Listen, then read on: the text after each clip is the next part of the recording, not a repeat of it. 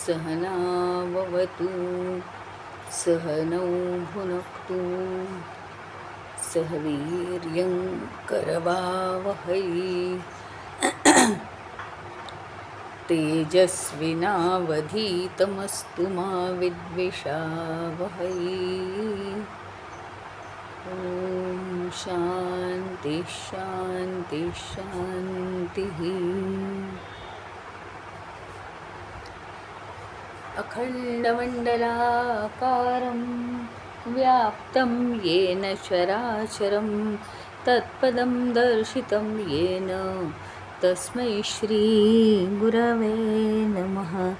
अज्ञानतिमिरान्धस्य ज्ञानाञ्जनशलाकया चक्षुरुन्मीलितं येन तस्मै श्रीगुरवे नमः। गुरुर्ब्रह्मा गुरुर्विष्णु गुरुर्देवो महेश्वरः गुरुरेव परं ब्रह्म तस्मै श्रीगुरवे नमः। स्थावरं जङ्गमं व्याप्तं यत्किञ्चित् सचराचरं तत्पदं दर्शितं येन तस्मै श्रीगुरवे नमः। चिन्मयं व्यापि यत्सर्वं त्रैलोक्यं सचराचरं तत्पदं दर्शितं येन तस्मै श्रीगुरवे नमः।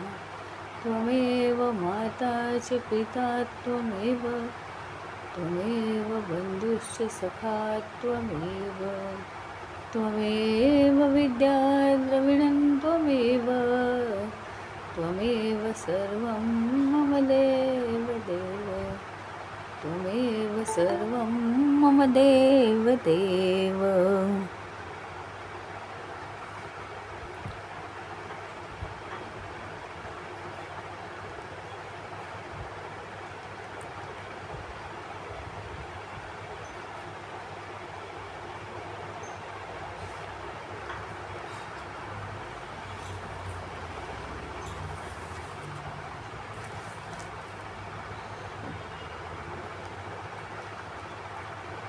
आपण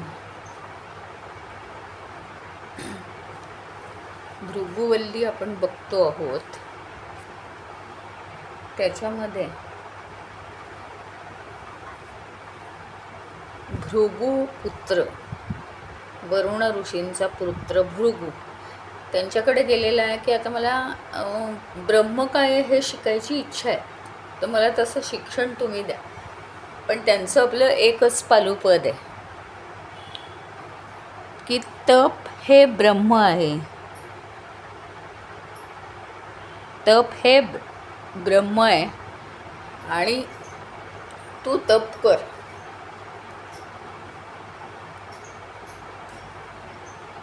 आणि त्या तपानेच तुला ब्रह्मप्राप्ती होईल. पण असं नुसतं सांगितलेलं नाही आहे,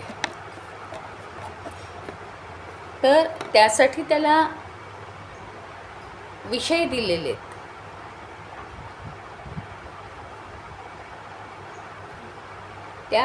ते मनन करून त्याला तिथपर्यंत आणायचं आहे त्यांना. मग पहिल्यांदा काय होतं, ते काय सांगतात, पहिल्यांदा ते असं सांगतात की ही जी आपली 5 इंद्रिय आहेत, ज्ञानेंद्रिय, डोळे कान नाक जे काय आहे, ती सगळी 5 इंद्रिय हीच परब्रह्म आहेत असं मी तुला सांगतो. आता यावर तू मनन कर, विचार कर, तप कर, साधना कर, विचार मंथन कर.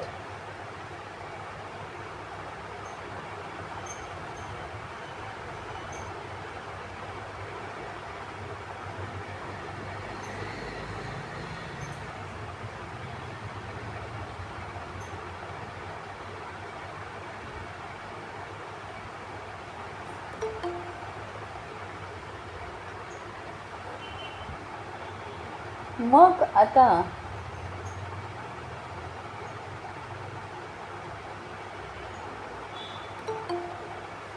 तो आता विचार करायला लागलेला आहे.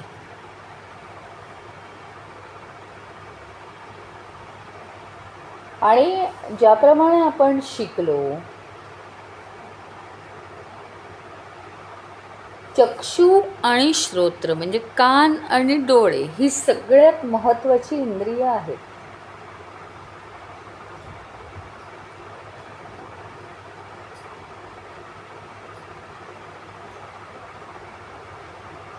म्हणजे काय, ही इंद्रियच ब्रह्म का आहेत माहिती आहे का? तितपंच नाही, एक तर आपल्याला पहिली गोष्ट म्हणजे इंद्रिय माहिती आहेत, त्याचा उपयोग माहिती आहे आणि म्हणून ते समजणं जास्त सोपं जाईल. म्हणून ते सांगतात की इंद्रिय ब्रह्म आहे. आता इंद्रिय ब्रह्म का आहेत हे विधान खोटं नाही आहे. तर तो शिष्य उच्च पातळीपर्यंत जाण्यासाठी त्याला ही मदत आहे. विधान खोटं नाही आहे. इंद्रिया इतकी आपल्याला महत्त्वाची आहेत की त्याशिवाय आपण जगूच शकत नाही. म्हणून इंद्रियांना तू परब्रह्म समज. आता इंद्रिय परब्रह्म हा विषय कोणी मानू शकत नाही, कारण आपण त्या विषयावर जरी अनुभव घेतला नसला तरीसुद्धा अभ्यास खूप केला. पण अनुभवच घ्यायचा असेल तर असं स्टेप बाय स्टेप मनन करत गेलं पाहिजे. मग त्या इंद्रियांमध्ये सगळ्यात प्रमुख काय आहे तर डोळे आणि कान. या दोन गोष्टींनी आपल्याला विश्वाचं ज्ञान होतं. प्रमुख गोष्टी म्हणजे पाचही ज्ञानेंद्रिय महत्त्वाची आहेतच, पण डोळे आणि कान या दोन गोष्टींनी आपलं भरपूर अडतं. ते सारखे आपले चालूच पाहिजेत. म्हणजे एक तर सगळं आहे की या जगात काय चाललं आहे, किंवा आपल्याला कुठे स्टँड घ्यायचं आहे, आपल्याला या जगामध्ये कसं ॲडजस्ट व्हायचं आहे, आपली सुरक्षा कशी करून घ्यायची आहे. एक तर डोळ्यांनी ही माहिती आपल्याला कळते आणि कानांनी पण ही माहिती आपल्याला कळते. ऐकू येतं, श्रवण सारखं आजूबाजूचं श्रवण आपल्याकडे चालू असतं. काय घडतंय, काय होतंय सगळीकडे. त्यामुळे आपण सुरक्षितही राहतो, आपल्याला ज्ञान मिळत मिळत आपली प्रगती पण होते. आणि खरोखरीच जर आपण डोळे बंद केले किंवा कानात कापूस घालून ठेवला, काहीही ऐकू येत नाही आहे, तर काय होईल, तर आपल्या जगताशी संबंध तुटेल ना एकदम. म्हणजे जगाबद्दल काही माहिती नाही आणि एकदम तुम्हाला म्हटलं जा आता तुम्ही त्या अंधाऱ्या खोलीत आणि करा मेडिटेशन, नाही होणार. जगाबद्दल काही माहिती नाही अशा वेळी मेडिटेशन नाही होणार. त्याचं कारण हे जग जे आहे ते अनुभवल्याशिवाय या जगामध्ये जे काही सगळं आहे ते मी नाही आहे हे आपल्याला कळणार कसं. कुठल्याही गोष्टीचं महत्त्व हे बघा, आपण म्हणतो की हे पाणी गार आहे, छे हे नाही मला गार लागत आहे. मग काय करावं लागतं, गरम पाणी त्याच्या हाताला लावावं लागतं. मग तो म्हणतो हां ह्याच्यापेक्षा हे गार आहे. ह्याचा अर्थ दुसऱ्या गोष्टीच्या सापेक्षतेने किंवा दुसऱ्या गोष्टीचा रेफरन्स देऊन त्या पहिल्या गोष्टीचं महत्त्व वाढतं. हे नेहमीच आहे. ब्रह्म काय आहे हे समजायसाठी विश्वाची पूर्ण माहिती असणं आवश्यक आहे. आणि ही सगळी ज्ञानेंद्रिय आपल्याला देतात. त्यातल्या त्यात सगळ्यात महत्त्वाची ज्ञानेंद्रिय काय आहेत डोळे आणि कान सगळ्यात महत्त्वाची माहिती देतात. आधी संपूर्णपणे माहिती कोणती कोणती मिळती आहे विश्वाची हे आपण जाणलं पाहिजे. आणि किती श्रेष्ठ अशी जरी माहिती असली, कितीही छान वाटणारी, कितीही नॉलेजेबल अशी जरी माहिती असली तरीसुद्धा ते म्हणजे परब्रह्म नाही हे सिद्ध झालं पाहिजे. आणि मग असंच तो भृगू महिनाभर या विचारांमध्ये रमला की हो, ही इंद्रिय म्हणजे काय आहे? ब्रह्म आहे. इंद्रिय म्हणजे ब्रह्म आहे. पण त्याच्या लक्षात आलं, इंद्रिय जर आपण बंद केली तर फक्त विश्वाचं ज्ञान होणं थांबतं आहे, पण बाकी काहीतरी चालूच राहतंय ना. जी आज तुम्हाला आम्हाला सगळ्यांना अडचण आहे की मेडिटेशन करायला लागल्यानंतर ते होत नाही. का होत नाही? याचा अर्थ एवढाच आहे की आपल्या मनात वेगवेगळे विचार असतात, म्हणून ते मेडिटेशन होत नाही. आता मनातले विचार आम्हाला थांबवता येत नाही. ह्याचा अर्थ काय आहे माहिती का? की आपण इंद्रिय बंद केल्यानंतर, इंद्रिय बंद म्हणजे काय? डोळे बिळे बंद केलेत, कानात कापूस घातला आहे, आपण बोलत नाही आहोत, जीभ बंद आहे आपली, सगळी इंद्रिय बंद आणि ध्यानाला बसलो आहे आपण, तरीसुद्धा काहीतरी चालू आहे.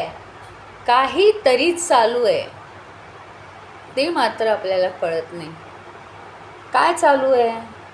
मनातले विचार चालूच आहेत.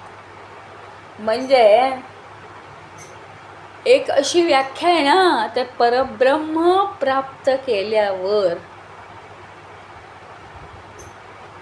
काहीही चालू राहत नाही,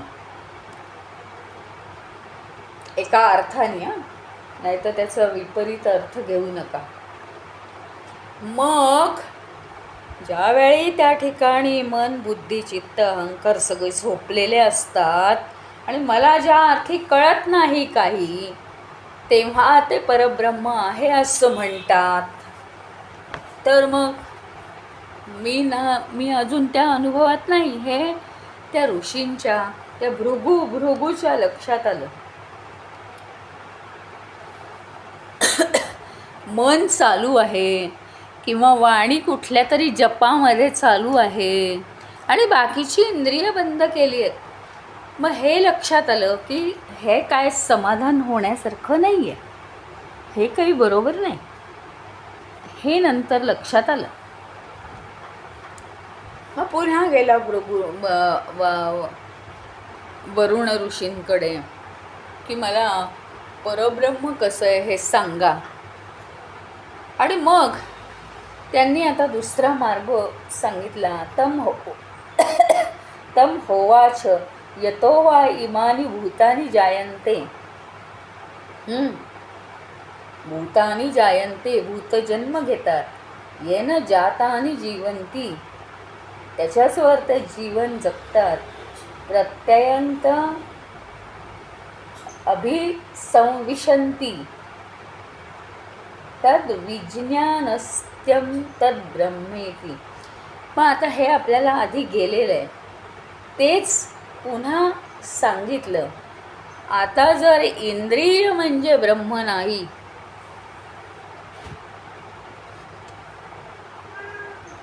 आता जर इंद्रिय म्हणजे ब्रह्म नाही तर मग काय ब्रह्म आहे? तर ते सांगतात, आता ही इंद्रिय जी आहेत ती शरीरावरती आहेत ना आपल्या, ती म्हणजे आता ब्रह्म नाही आहे. मग काय? मग शरीर हे ब्रह्म आहे, कारण सगळ्यात महत्त्वाचं ते उपकरण आहे. शरीराशिवाय आपण या जगात राहू शकत नाही असं ते सांगतायत. आणि ते म्हणतात की तू ह्याच्यावर तप कर, तू ह्याच्यावरती तप कर, याच्यावरती मनन कर. मग आता तो काय विचार करतो त्याच्यावर? आधी आपल्याला गेलेलं आहे की ज्याच्यापासून हे निर्माण होतं ते अन्नच आहे. अन्नापासून देह निर्माण होतो, अन्नावरती देह जगतो आणि तो शेवटी एक अन्न दुसऱ्यांचं म्हणूनच तो अन्नामध्ये मातीमध्ये मिसळून जातो.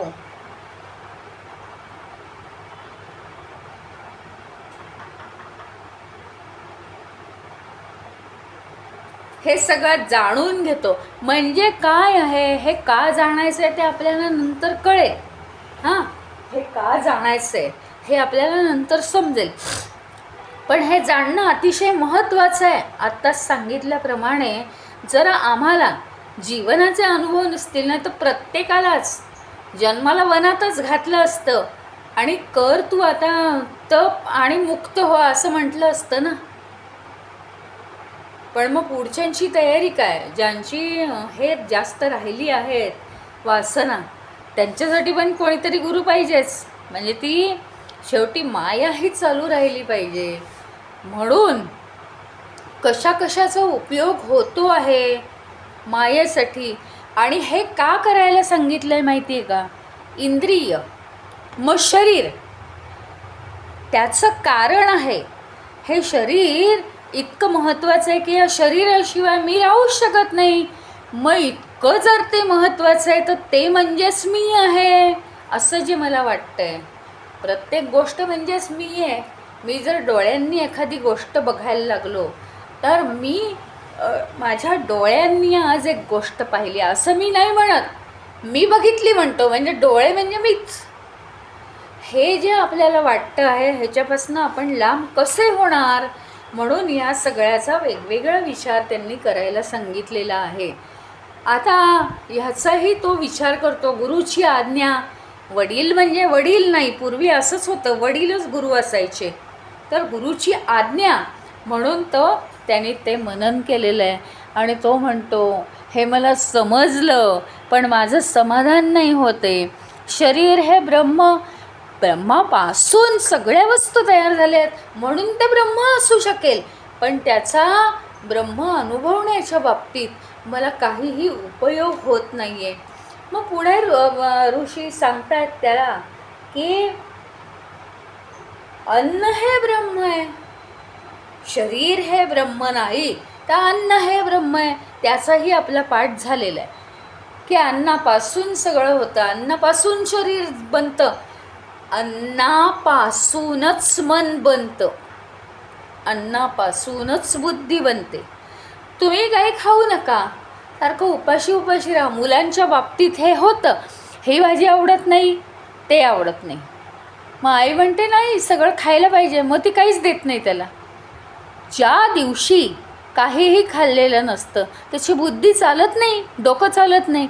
ह्याचा अर्थ आपल्या देहाप्रमाणे मन आणि बुद्धीसुद्धा अन्नावरच पोचले जातात. खाल्लं की डोकं चालायला लागतं आपलं, नाहीतर आपण मंद होतो, आपल्याला काही सुचत नाही. हे अगदी अनुभव आहे हा. त्याच्यामुळे जे काही आहे शरीर मन बुद्धी हे सगळं अन्नावर चालतं. इतकं अन्न महत्त्वाचं आहे. म्हणून अन्न हे ब्रह्म आहे का? मग आपण म्हणतो अन्न हे पूर्ण ब्रह्म वगैरे म्हणतो, पण मग ती भावना वेगळी आहे. मग अन्न हे ब्रह्म आहे का? मग अन्न खाल्लं की अनुभव यायला पाहिजे ना रोज. शरीर हे ब्रह्म आहे का? मग शरीर जागं झालं की मला अनुभव, जितका वेळ मी जागा आहे तितका वेळ मला अनुभव येतोय का आनंदाचा? मग हे शरीर जर ब्रह्म आहे तर मला दुःखाचा अनुभव का बरं येतो? एक विचार करण्यासारखी गोष्ट आहे ना. शरीरात आहे ना मी, मग दुःखाचा शरीर म्हणजे मी आहे समजा, तर मग मला दुःखाचा अनुभव काय येतो? म्हणजे एक वाक्य आहे ब्रह्म म्हणजे मी आहे, दुसरं वाक्य आहे शरीर म्हणजे मी आहे, तिसरं वाक्य आहे 1 आणि 2 वरून की ब्रह्म म्हणजे शरीर आहे. सिद्ध झालं. मग ब्रह्म म्हणजे जर शरीर आहे तर ब्रह्म म्हणजे आनंदी आनंद. मग शरीर असताना मला एकदा सुखाचा तर एकदा दुःखाचा अनुभव का बरं येतो? विचार करण्यासारखी गोष्ट आहे. आणि म्हणून त्याचं परत याही गोष्टींनी समाधान होत नाही. आता इथून पुढे महत्त्वाचं आहे. प्राणो ब्रह्मेति व्याजनत प्राणद्वयेव खल्यमानी भूतानी जायन्ते. केवळ प्राणामुळेच भूत मात्र जन्म घेतात. प्राण, प्राण ह्याचा अर्थ वायू. प्राण म्हणजे एकच एक श्वास नाही, श्वास एक प्राणाचा भाग आहे. म्हणजे तो श्वासाचं कार्य करतो. त्याच्यानंतर दुसरं काय करतो? पचन करतो. तिसरं काय करतो? विसर्जन करतो. चौथं काय करतो? आपलं रक्ताभिसरण करतो. आणि पाचवा तो उदान वायू आहे. त्याचंही कार्य आपल्याला चांगलं पाठ झालेलं आहे. 5 प्रकारची कार्य करणारा हा वायू आपल्या वेगवेगळ्या अवयवांमधून, अंतर अवयवांमधून कार्यरत असतो. त्याचंही महत्त्व आपल्याला माहिती आहे. आता मागेच सांगितलं होतं की वायू जर म्हणजे श्वास जर या शरीरातनं निघून गेला तर मनुष्य जिवंत राहत नाही. दिसायलाही वाक्य बरोबर दिसतात, पण खरं सांगायचं म्हणजे चैतन्य शरीरात असेपर्यंतच प्राण हा श्वास घेऊ शकतो. प्राणाची सगळी कार्य चालतात त्या शरीरात. आणि प्राण असेल तर मग मनुष्य जिवंत. दिसायला असं दिसतं प्राण गेला की सगळं गेलं, पण प्राण जातो केव्हा? या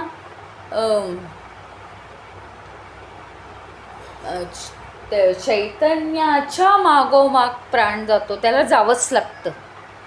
चैतन्य नसेल तर प्राण जगूच शकत नाही. म्हणजे बघा, जलचर प्राणी आहेत ना, ते जमिनीवर जगूच शकत नाही. एका ठिकाणहून पाणी उपसून काढलं तर दुसरीकडे जिथे पाणी आहे तिथे ते निघून जाणार. म्हणजे पाण्याबरोबर जलचर जसे निघून जातात तसं चैतन्य जर शरीरातनं निघून गेलं तर प्राणाला ताबडतोब पहिल्यांदा जावं लागतं, कारण प्राण हा पहिल्यांदा जातो ना. म्हणून दिसायला लोकांना म्हणजे आपल्याला, आम्हाला सुद्धा काय दिसतं? पंचमहाभूतात्मक श्वास बंद पडलेला दिसतो. आत्मतत्व जे आहे ते आम्हाला कधी भासलंच नाही आहे. आम्हाला अनुभव नाही त्याचा. म्हणून आपण म्हणतो की प्राण गेला. प्राण हा दिसतो म्हणजे काय? व्यक्ती श्वास घेत नाही आहे. श्वास घेतला नाही की गार पडतो, याचा अर्थ तो दिसतो किंवा जाणवतो. तसं चैतन्य आहे. चैतन्य ही गोष्टच काय आहे आम्हाला अनुभवायला नाही आहे. म्हणून आम्ही म्हणत नाही की चैतन्य गेल्यामुळे प्राण गेला. त्याच्यामुळे प्राण हेच परब्रह्म आहे असं होऊ शकत नाही. प्राण वेगळा आहे, परब्रह्म वेगळं आहे. परब्रह्म शरीरातून निघून गेलं की त्याच्या मागोमाग प्राणाला या शरीरातून जावं लागतं.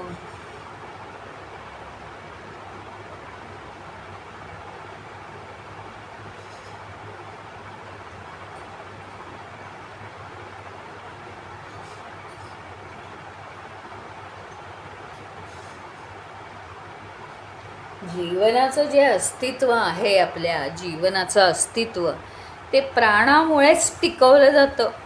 इतका हा प्राण महत्त्वाचा आहे.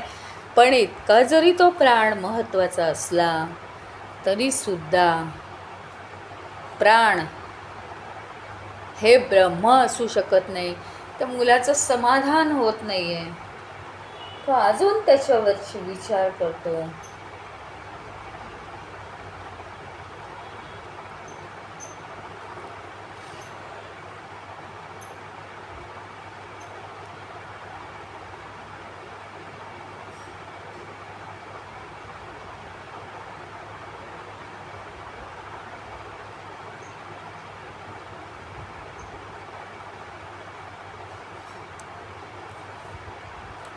काय आहे की या जगात मध्ये ही जरा थोडीशी सूक्ष्म गोष्ट आहे. या जगामध्ये उत्पत्ती, स्थिती आणि लय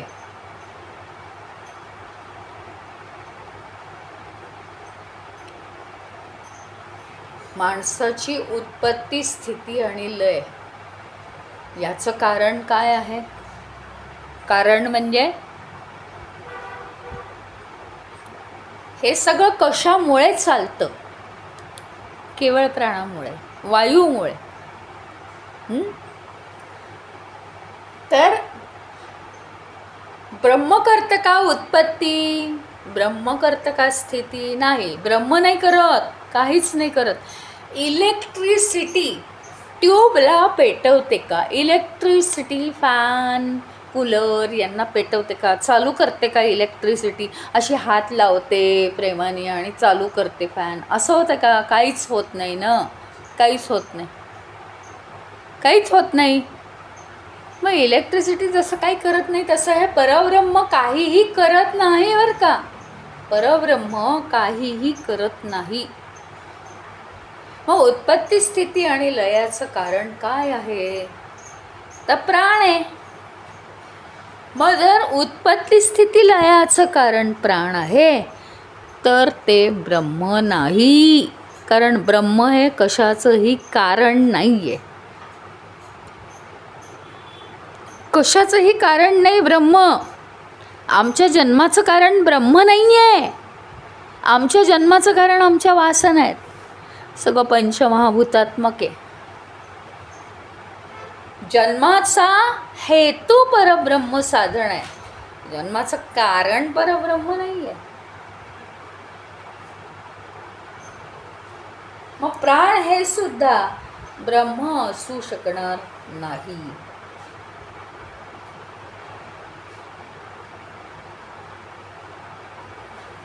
आता पुढच्या कोशाकडे येत आहेत. मनो ब्रह्मेति व्यजानात मनसो येव खल्विमानी भूतानी जायन्ते खलु इमानी भूतानी. खरोखर ही सर्व महाभूत ही काय आहे? केवळ मनामुळे जिवंत राहतात. आपल्याला हे माहिती आहे. एक विचार करूया की कुठलीही गोष्ट आपण करायला घेतो, कोणतीही गोष्ट असू दे, तर मनात विचार यायला लागतात.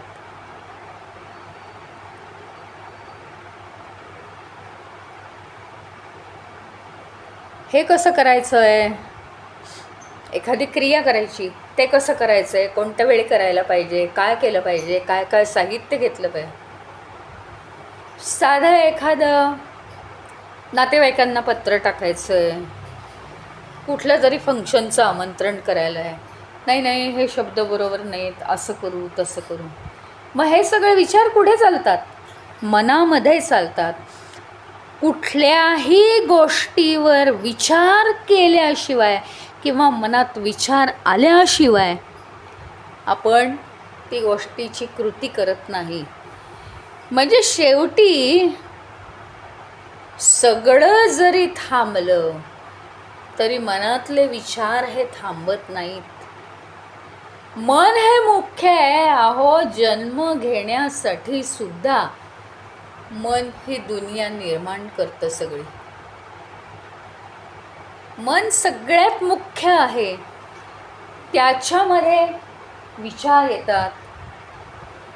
मनामध्ये विचार आला की मनुष्य सकाळी उठतो. मनामध्ये विचार आला की मनुष्य काम करतो. मनात विचार आलाच नाही आणि तो काम करतोय असं घडतच नाही. असं कधीच घडत नाही. त्याच्यामुळे सगळ्या क्रियांचं कारण मन आहे आणि जन्माचंही कारण मन आहे. कारण या ज्या वासना, इच्छा वगैरे आहेत त्या पहिल्यांदा कुठे निर्माण होतात? पहिल्यांदा कुठे येतो विचार? तर आपल्या मनामध्ये येतो ना. सगळ्यात पहिल्यांदा मनामध्ये विचार येतो आणि मग असे अनेक विचार येतात. पण काही महत्त्वाचे वाटत नाही, काही महत्त्वाचे वाटतात आणि आपण तसं वागतो, तसं करतो. जे करावं असं वाटेल ते आपण करतो.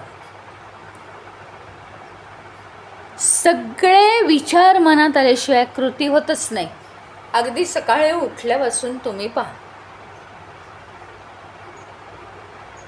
अचानक कृती होत नाही, मनात विचार तो यावा लागतो.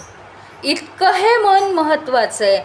म्हणजे हे ब्रह्म म्हणजे मन आहे का काय, याचा विचार आता त्या भृगूला करायला सांगितलेला आहे.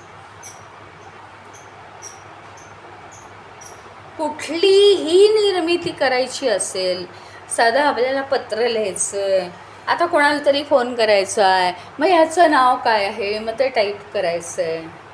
म्हणजे कुठलीही कृती करायची असेल तरी आपल्याला मनामध्ये विचार करावा लागतो. आणि त्याच्यामुळे काय होतं,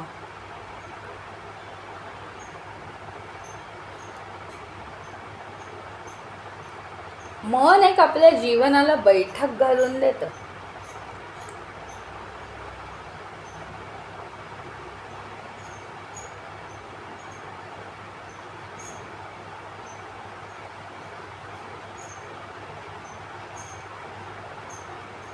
म्हणजे शेवटी असं मनन करून त्यांनी विचार केला की मन हेच काय आहे, निर्मितीचं कारण आहे. कुठल्याही गोष्टीचं सातत्य हे मनच राखतं. पुन्हा पुन्हा कंटिन्युअसली विचार येतात आणि आपण पुन्हा पुन्हा तसं करतो.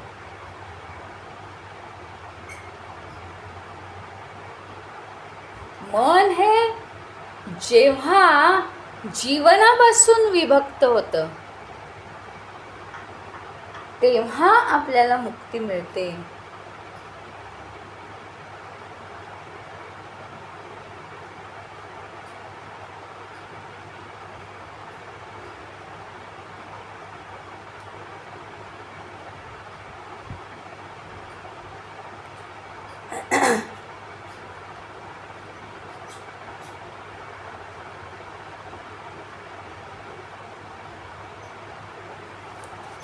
ज्ञान सगळ्या जगातल्या सगळ्या गोष्टींचं ज्ञान हे मनच घेतं.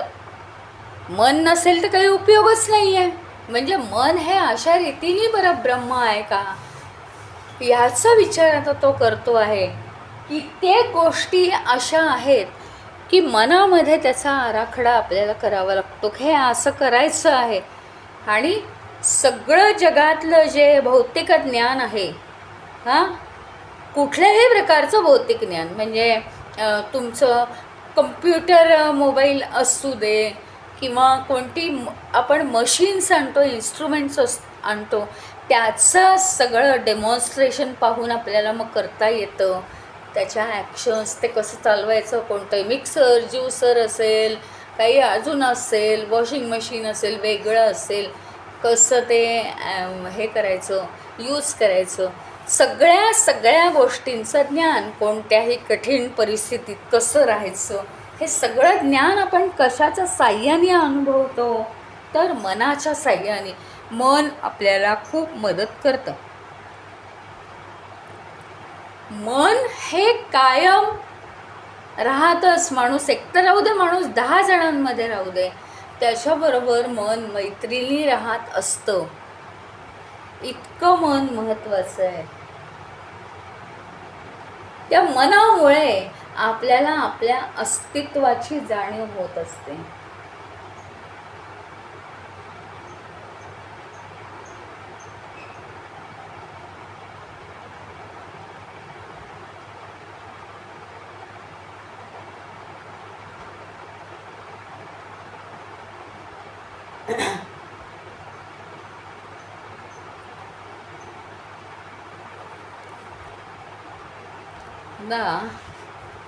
मनापर्यंत आपण आलेलो आहोत.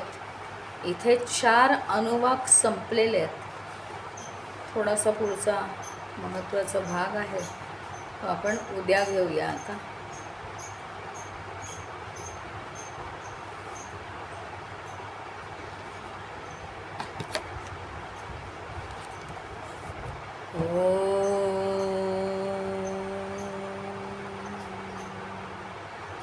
ॐ पूर्णमदः पूर्णमिदं पूर्णात् पूर्णमुदच्यते पूर्णस्य पूर्णमादाय